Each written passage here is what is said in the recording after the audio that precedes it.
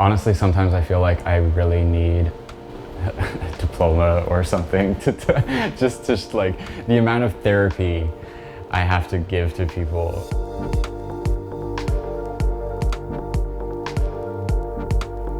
So my name is Josh.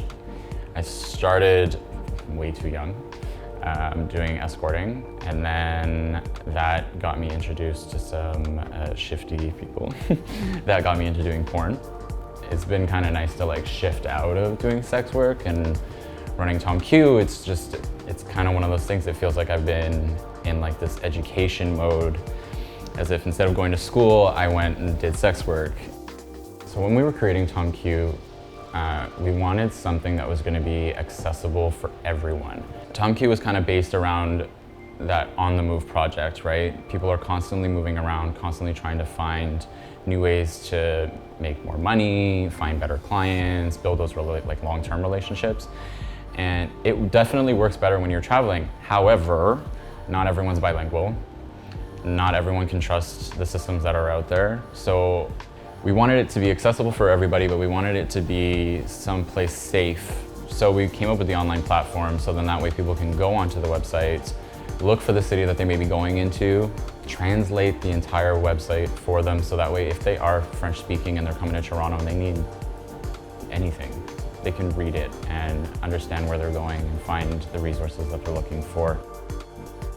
With sex work and sex trafficking, there's a huge difference. It destroys people.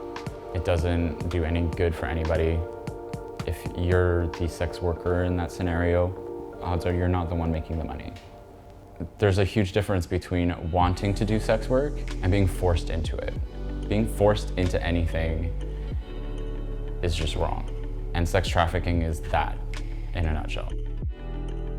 Honestly, sometimes I feel like I really need a diploma or something to just like the amount of therapy I have to give to people, or just lending my ear out to these people, because like I said, I deal with a lot of like straighter clients, guys that are curious, guys that have wives and kids, so they got a lot of questions.